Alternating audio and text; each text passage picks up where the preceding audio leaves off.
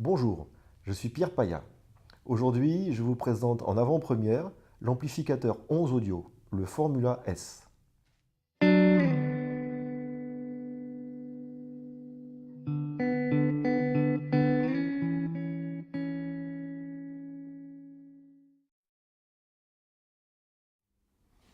Ce Formula S est un exemplaire de pré-série. Il n'est pas encore sur le marché, il va arriver bientôt.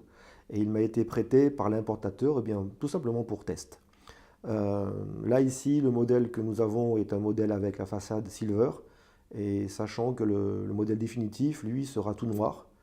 Le bouton de volume aussi, tel que vous le voyez, je l'ai changé parce que j'aime bien ce gros bouton. Je trouve la manipulation très onctueuse. Et voilà ce qu'on avait à l'origine. Et bon, c'est un détail, et voilà, ça c'est personnel.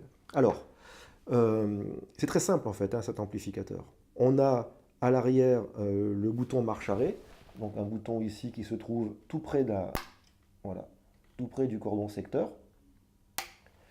Et puis on a en façade trois prises. Alors ici, on a un combo XLR jack, donc ça veut dire qu'on peut brancher un XLR ici pour le canal gauche. On peut brancher ici un XLR pour le canal droit. Et puis on peut brancher aussi, bien entendu, un casque qui serait muni d'un jack 635. Ce jack ici ne fonctionne pas, donc pour le 635, c'est forcément sur celle-ci, mais c'est marqué ici, 635. Et puis, pour ceux d'entre nous qui ont par exemple des casques Ifiman ou autres casques qui sont munis de XLR 4 broches, et bien voilà, on a ici la possibilité de brancher encore un casque symétrisé en XLR 4. Alors, j'ai essayé de faire fonctionner mon Abyss avec les deux XLR3 et mon Susvara avec le XLR4 en même temps. Et contrairement à ce qu'il est écrit sur la notice, ça fonctionne. Allez, continuons la visite de ce 11 audio. Alors, on a sur les deux flancs des radiateurs, enfin des ailettes de refroidissement. Il faut savoir que cet ampli fonctionne, je ne sais pas si on les voit bien, voilà. Cet ampli fonctionne en classe A, il chauffe comme tous les amplis en classe A, c'est normal. Il faut qu'il refroidisse, donc ça c'est fait pour. Alors sur la face arrière, c'est comme sur la face avant, c'est minimaliste, mais on a exactement ce qu'il faut. On a ici les deux entrées RCA, en bas la rouge pour le canal droit et pour le canal gauche.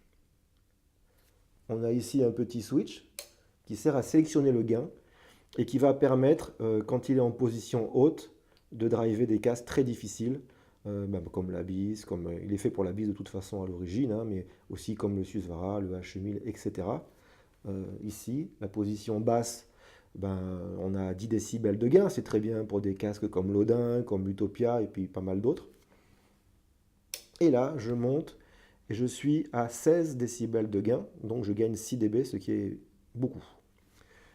L'entrée secteur, évidemment. Ici, c'est scotché parce que c'est un prototype, ce modèle, mais c'est le sélecteur de voltage pour ajuster selon les pays, tout simplement.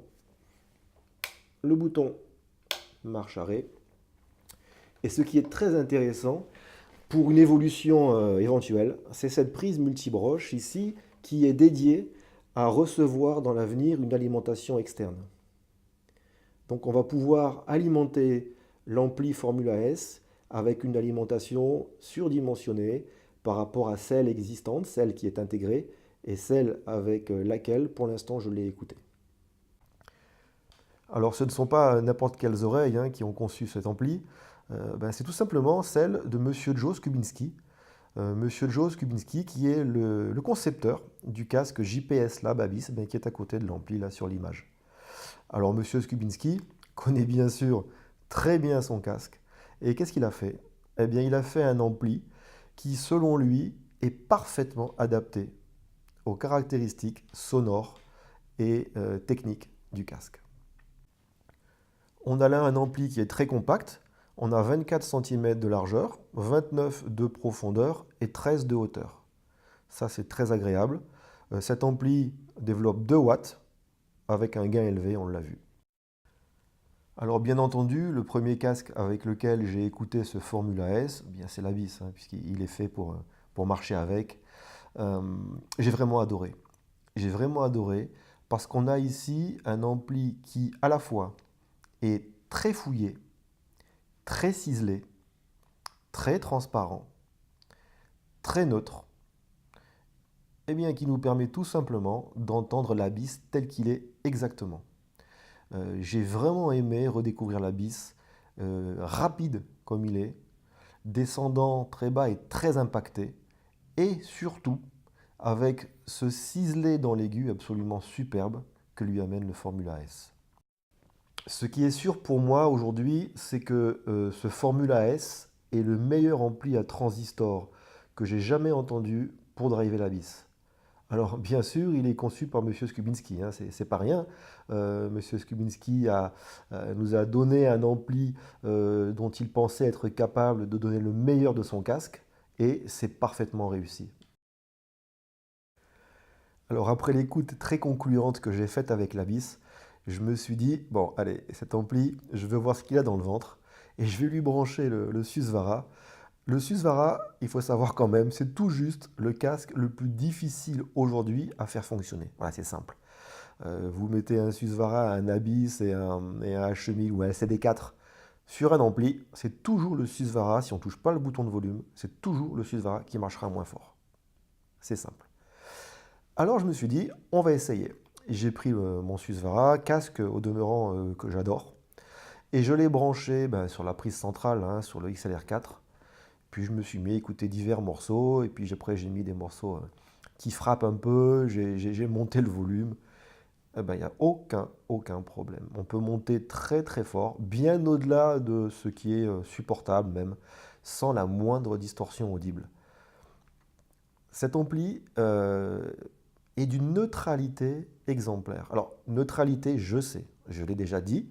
Je l'ai dit, et là je pense par exemple au Viva 845, en ce qui le concernait. C'est vrai, le 845 est un ampli tube qui me semble très neutre. Mais là, on est encore plus droit. On a un petit peu moins de chatoiement dans le haut médium aigu. On a un petit peu moins de matière sur les voix. Mais qu'est-ce que c'est beau! Surtout avec des casques ortho. Ben justement, comme l'Abyss, bien sûr, il était conçu pour.